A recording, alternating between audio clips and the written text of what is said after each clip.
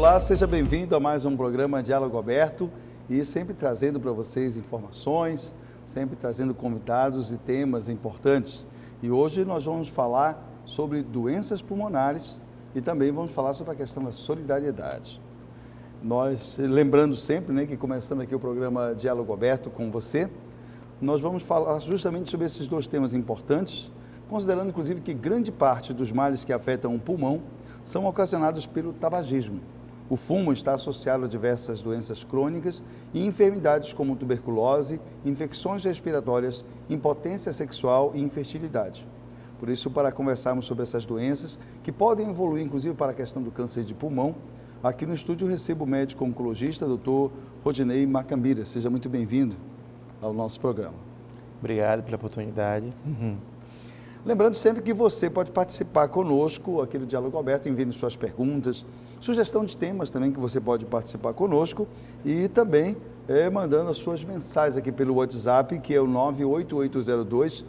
98802-3444. Tá? Lembrando do DDD 91, então 98802-3444, você pode participar conosco e fazer cada vez mais esse diálogo aberto, participando sempre, contribuindo sempre conosco aqui no programa. Doutor Rodinei, seja mais uma vez muito bem-vindo. A gente vai falar sobre esse tema que tem afetado tantas pessoas ao longo de tanto tempo, né? Teve uma época que a questão do tabagismo era um símbolo de status, né? Até que começou também a criticar, existia também toda uma indústria, né, que estava também envolvida nessa história, mas passou por essa situação toda, vivemos um período de baixa, depois com outras marcas que chegam ao mercado, associando também a questão de sucesso. Eu lembro, não gosto de falar essa frase da minha época, né? A gente via propaganda de cigarro e o pessoal praticando esporte. É verdade. Né? Gente jovem, com os dentes brancos e fazendo propaganda de cigarro. Essa imagem mudou um pouco, a gente já não tem essas propagandas, né? Mas continua tendo ainda um consumo muito alto, né? O senhor trabalha diretamente ligado a essas questões e ao tratamento desses casos. Como é que o senhor percebe essa evolução dos cigarros ao longo dos últimos 20, 30 anos, que chega ao século XXI, que a gente pensava, não, a geração saúde não vai mais permitir essa situação, mas a gente continua ainda com um número muito grande de pessoas ainda que fumam. Sem dúvida, né? Antigamente, você falou muito bem, fumar era um status, né? Mas a partir do momento que a gente começou a perceber que as pessoas que fumam começaram a aparecer várias doenças pulmonares, obstrutivas crônicas e principalmente o câncer de pulmão, a gente foi percebendo que uma queda substancial nesse número de pessoas que fumam. Mas além disso, o que é mais comprovado para a gente atualmente é que fumar deixou de ser aquela elegância. Hoje a pessoa que fuma, ela tem o espaço dela reservado nos locais. A pessoa que fuma, ela tem até uma certa meio timidez, vergonha de pegar o cigarro e fumar de outras pessoas, porque a gente sabe que o cigarro hoje ele faz muito mal para a saúde. E além disso tudo, cada vez mais a gente vem descobrindo que muitas doenças não relacionadas ao pulmão também estão relacionadas ao hábito de fumar. E isso aí é um dado que são vários estudos que mostram ao redor do mundo. A gente precisa ter essa noção clara de que o tabaco ele precisa ser eliminado. E aí, nesse contexto, nós tivemos ainda, de 2020 para frente, aí o problema da Covid. Muita gente precisou tirar, fazer exames aí de pulmão por causa da questão mesmo que fez essa questão da Covid. Isso aí fez com que também detectasse muito mais casos também, inclusive, de comprometimento pulmonar. Ou é uma impressão? Não, isso é verdade. Eu trabalho com a parte do câncer, né, do pulmão principalmente, é a minha área, e é impressionante o número de pessoas nesses últimos 2 anos, né? Os médicos não pararam, né? Muita gente parou, mas a gente não teve como parar. E com o Covid, né, muitos pacientes, muitos jovens, pessoas que não procuravam médicos, começaram a fazer exames mais detalhados do pulmão. E é incrível a quantidade de pessoas que nos procuram por telefone, pelas redes sociais ou nos consultórios, com alguma alteração na parte pulmonar. E quando a gente vai ver, normalmente essas alterações podem estar relacionadas ao tabaco. É impressionante. E relativo ao câncer de pulmão, doutor, o que a gente pode dizer, além da questão do tabagismo, que outros fatores podem desencadear, por exemplo, um problema mais sério, até evoluindo para essa questão mesmo oncológica? É interessante colocar isso, né? Porque a gente pensa, quando a gente coloca nos top 5, né? As 5 principais causas de câncer de pulmão, o tabagismo é o principal. Absurdo, qualquer lugar, qualquer estudo, qualquer literatura vai com o tabagismo. A gente tem outras causas, né? A exposição a poluentes é uma causa importante. Aqueles trabalhadores que trabalham em indústrias com asbestos, indústrias de cimento, que inalam aquelas poeiras sem o EPI adequado. Pessoas que tiveram radiação, sofreram radiação por algum motivo. A gente foi muito falado na guerra da Ucrânia, né, sobre Chernobyl, né, aquelas pessoas ali, muitas pessoas daquelas que sofreram radiação foram predispostas a doenças hematológicas e doenças pulmonares. Também algumas radiações também, outro tipo de reações solares, existem alguns relatos, além da parte genética, né? Predisposição genética, que aquele paciente que tem uma história familiar deve ter um cuidado também um pouco maior em relação a desenvolver ou não a doença pulmonar, como um câncer. Certo. No caso do fator genético, ele, digamos assim, se a gente fosse traçar uma linha aí de 1 a 5, qual é a importância dele nesse contexto aí para os descendentes? É uma excelente pergunta, né? Porque a gente costuma falar que quando a gente olha muitas vezes nas mídias, redes sociais, né, que a parte genética está lá na frente das causas, mas não é bem assim. A gente pode dar um exemplo um pouquinho, sair de câncer de pulmão para câncer de mama, por exemplo. A gente sabe que câncer de mama, que a genética é um pouco mais forte, só entre 15% só dos cânceres, ou até menos, são genéticos. Câncer de pulmão a gente deve ter nessa faixa, talvez menos de 10% são mais fatores ambientais. São mais fatores ambientais mesmo. E aí estilo de vida, né? Também. E o estilo de vida, que como a gente fala, o tabagismo, o estilo de vida é absurdo. Câncer de pulmão hoje, vários dados vêm mostrando para a gente que, além do tabaco, aquelas pessoas obesas, sedentárias, pessoas que não têm uma atividade física regular, que têm uma dieta rica em carboidratos, gorduras saturadas, também são pessoas que têm uma predisposição maior a ter doenças oncológicas em relação ao câncer de pulmão. Nesse caso também os alimentos multiprocessados. Isso. O multiprocessado a gente fala mais em câncer gastrointestinais, né? Inclusive, há pouco tempo a gente estava também falando sobre isso em outro lugar, que aqueles multiprocessados que têm conserva são muito importantes. Mas eu não tenho dúvida de que as inflamações crônicas no organismo podem favorecer qualquer tipo de câncer, independente de uma proliferação normal, como no caso do pulmão. Eu vou fazer uma pergunta. Por exemplo, você falou no caso aí dos alimentos multiprocessados, a questão mais direcionada para as questões gástricas, né? Mas o câncer de pulmão, ele pode ser fruto de uma metástase dessas situações, dessa ampliação do câncer em outros locais e o pulmão migrar para alguma questão genética ou estilo de vida ou ambiental? A gente tem que fazer a definição, né? O que você perguntou é uma questão de conceito. Quando eu falo em paciente que tem um câncer de pulmão, é aquele câncer, digamos assim, que nasceu no pulmão. Uma célula anormal, seja por parte ambiental ou genética, ou por algum motivo, um fator, aquela célula anormal, infelizmente, nasceu no pulmão e está no câncer de pulmão. Quando eu falo em metástase pulmonar, quer dizer que o tumor nasceu em outro lugar, por exemplo, mama, gastrointestinal, como você falou, ou nos ossos, e uma célula dele entrou na circulação e migrou para o pulmão. E sem dúvida nenhuma, essa é uma dúvida que todos os alunos têm na faculdade, quando conversam com a gente, rodam com a gente, que depois do câncer de pulmão, o segundo principal causa de tumor do pulmão são as metástases do pulmão. Então, se eu tenho um paciente que tem um tumor no pulmão, quando eu faço aquela biópsia e eu vou identificar se aquele é um câncer que nasceu no pulmão ou não, a segunda possibilidade é que aquele câncer tenha vindo de outro lugar realmente. Então, a gente tem que fazer a biópsia para poder identificar. Um paciente que fumou 5 anos, 10 anos e depois parou, o quadro dele, de uma forma geral, olhando essa questão clínica, ele precisa também ter essa mesma vigilância do que quem fuma mais tempo? Fumou 5 anos, fumou 1 ano e não parou. Mas já houve dano suficiente para que ele possa, aliás, para que ele precise acompanhar essa evolução ou essa estabilidade? Uma pergunta muito boa, né? Vou basear em evidências, né? A gente tem pelo menos 2 ou 3 estudos que falam isso pra gente, né? A gente sabe que o dano do tabaco no pulmão, ele é um dano muitas vezes permanente, né? Nós temos as DPO6, doenças pulmonares obstrutivas crônicas, como efizema, né? O principal é o espectro delas, que são doenças que muitas vezes não têm cura. Vai ter acompanhamento, o paciente vai ter aquela sequela lá no pulmão, tem que acompanhar. Tem que cuidar com infecções de repetição, tem que cuidar com as pneumonias, que ele pode ter um pouco maior que outras pessoas, falta de ar, algo do tipo.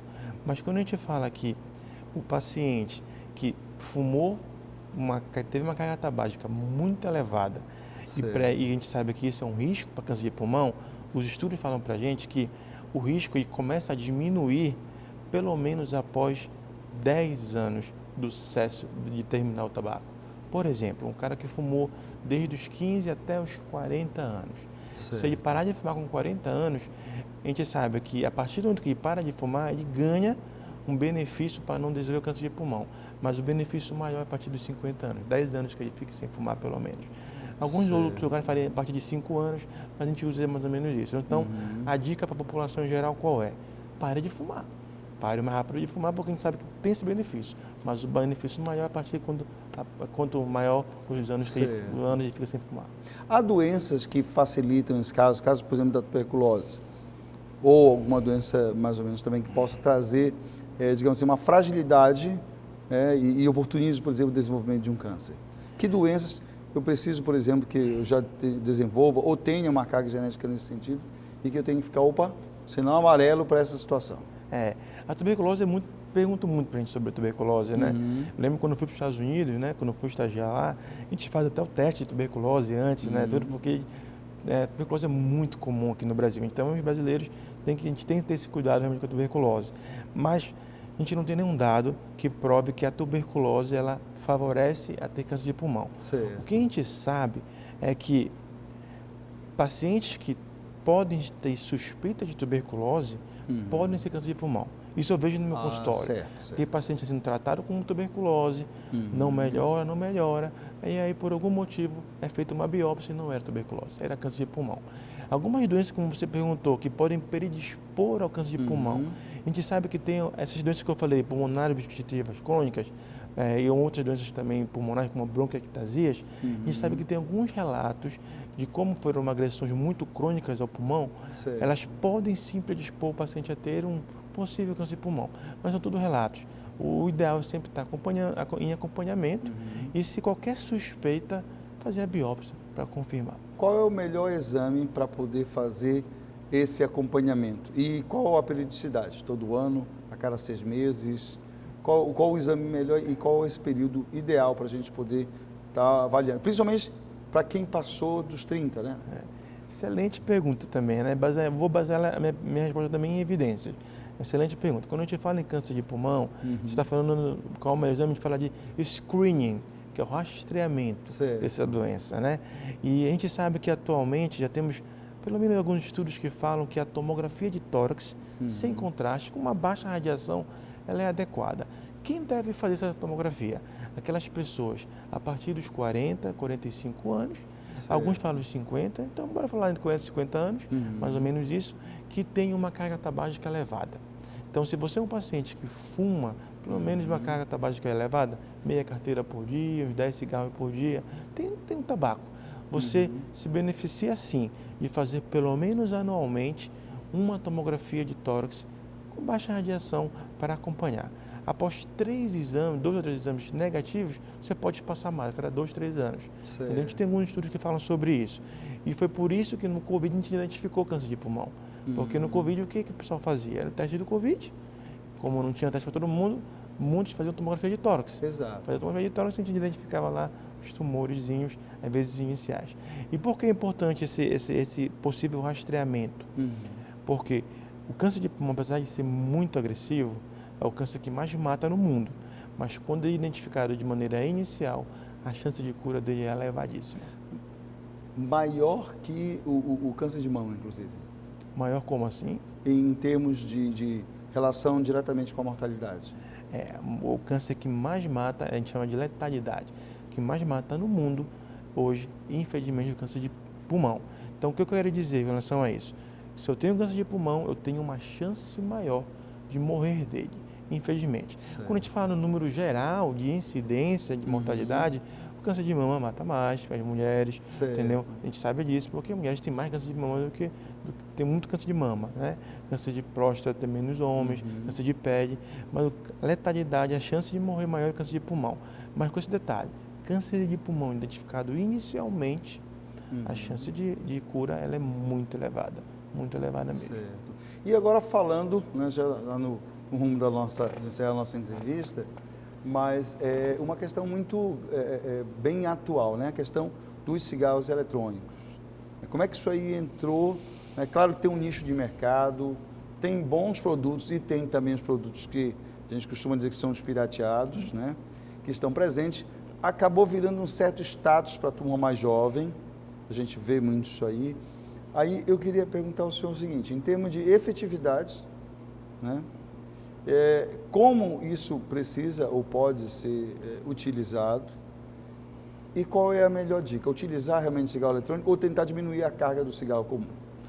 O cigarro eletrônico, ele foi uma ferramenta, né? E quando ele apareceu no mundo, ele veio como uma ferramenta para ajudar aquelas pessoas que fumam tabaco em si, né? Muito viciadas, uma ferramenta para ajudar as pessoas a pararem de fumar, como uma transição. A gente sabe que a nicotina, que é a substância que tem no cigarro, ela causa um alto grau de dependência. E aí ele surgiu dessa forma. Eu vou tirar o teu cigarro, você vai usar alguns remédios, algumas terapias multiprofissionais, mas eu posso te dar um outro cigarro para poder você ter aquela vontade, aquela fissura, poder melhorar um pouquinho. Mas infelizmente, né, ele não foi bem assim. Acabou que o cigarro eletrônico ele surge principalmente lá, né, em Nova York, naquelas cidades mais desenvolvidas, né, e veio também um pouquinho da Índia, algumas coisas, e ele se dissipou rapidamente pelo mundo. É novo ainda, né? A gente está falando de coisas novas, de algo meio, como você falou, atual, mas ele se dissipou principalmente pelos jovens. Os jovens hoje a gente vê muito nas festas, né? nas comunidades e tal, os jovens eles vêm muito utilizando o cigarro eletrônico. E cada vez mais a gente vem aparecendo doenças relacionadas a isso. Não relacionadas tão à nicotina, mas outras substâncias que tem dentro do cigarro eletrônico, e os vapes também, né?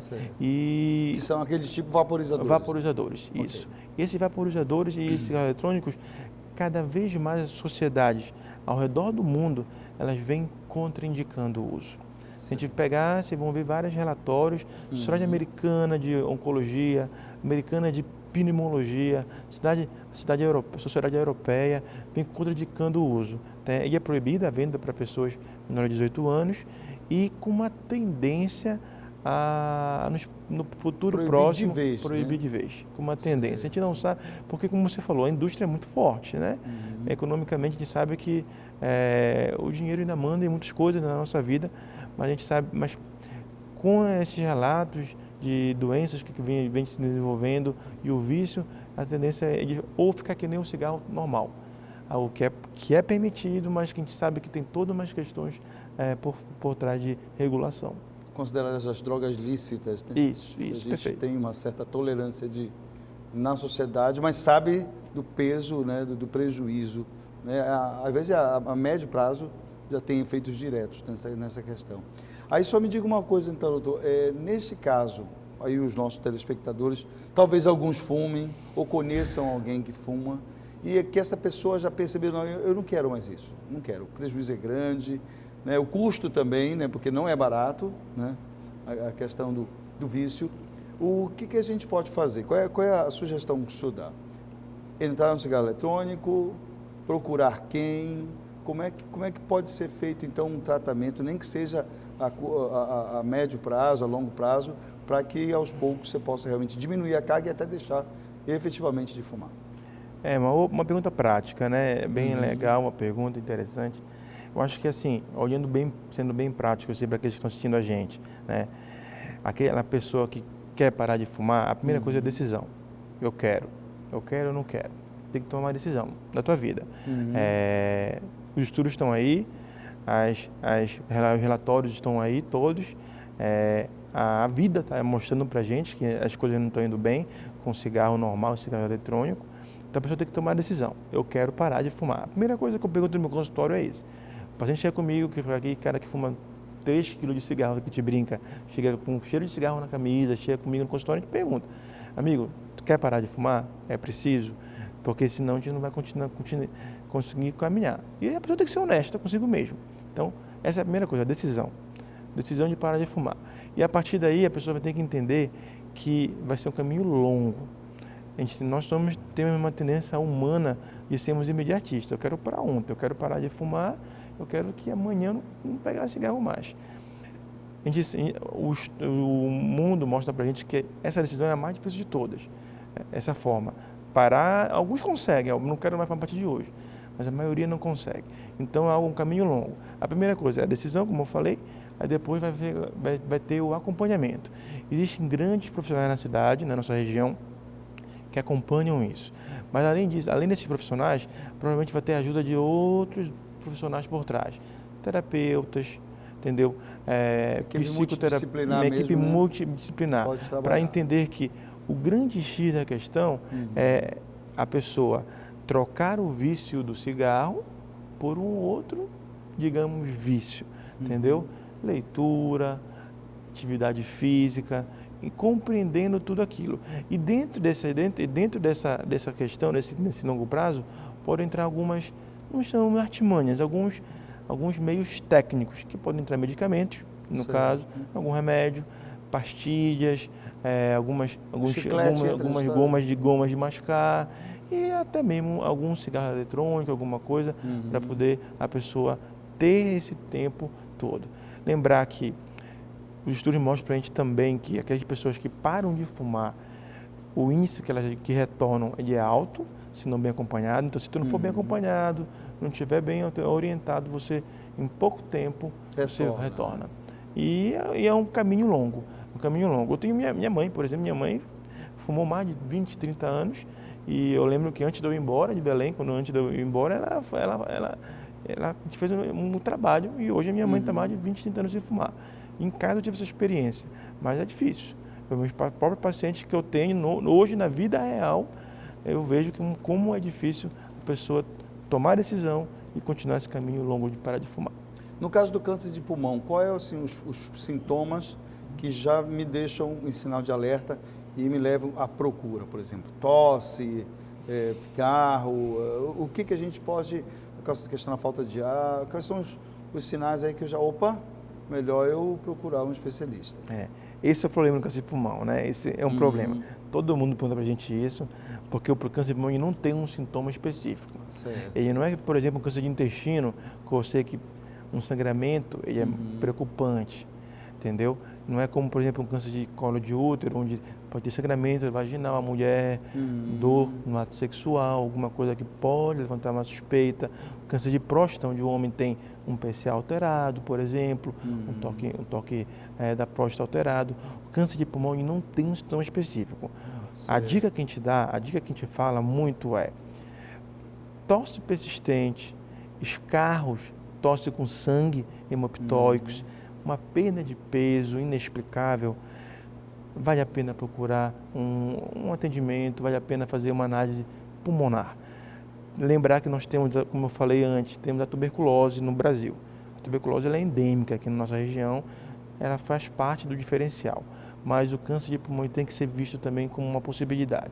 E se nesses exames tivermos alguma suspeita, fazer a biópsia, que é só com a biópsia que nós conseguimos determinar. O que é a biópsia? É de tirar um pedaço.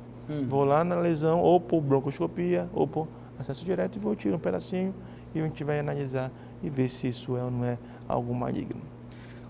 Aliás, fechou o diagnóstico de câncer de pulmão. É uma sentença? Ou a gente já tem hoje condições de olhar para frente e dizer, não, eu vou tratar, eu tenho possibilidades de cura, ou pelo menos de uma qualidade de vida? Boa pergunta também, excelente. não é uma sentença. Na verdade, a oncologia como um todo, né? A oncologia está bem moderna atualmente, né? Hoje em dia, a oncologia está muito moderna. A gente está com tratamentos fantásticos aparecendo para vários tipos de cânceres, né? Pessoas que antes tinham sobrevida de meses, estão vivendo anos, bem com a família, com qualidade de vida adequada. E falando de câncer de pulmão em si, não é uma sentença. Relembra que eu falei antes, né? Câncer de pulmão identificado inicialmente, aquele nódulo que foi encontrado, um câncer pequeno, a chance de cura é beira de 90%, se for bem feito. Mas o câncer de pulmão que é identificado em fases mais tardias, infelizmente a chance de cura é menor, mas a gente não fala em sentença. A depender de alguns estadiamentos, de alguns esquemas de terapia, a gente consegue ter uma sobrevida. E uma boa disciplina, né? Uma boa disciplina, tratamento, com uma equipe treinada, médicos especializados, a pessoa consegue viver muito bem. Ok, doutor Rodinei Macambira, muito obrigado pelas suas informações, né? A gente espera que também tenha ajudado os nossos telespectadores, aqueles também que têm pessoas na família, né, que têm esse problema, a principalmente procurar um atendimento, né, e ter essa esperança, né, na saúde, na recuperação da saúde, em todas essas situações todas. Muito obrigado pela sua presença aqui conosco. Eu que agradeço. Obrigado você que nos acompanha aqui no Diálogo Aberto. A gente vai para um rápido break e a gente volta daqui a pouquinho.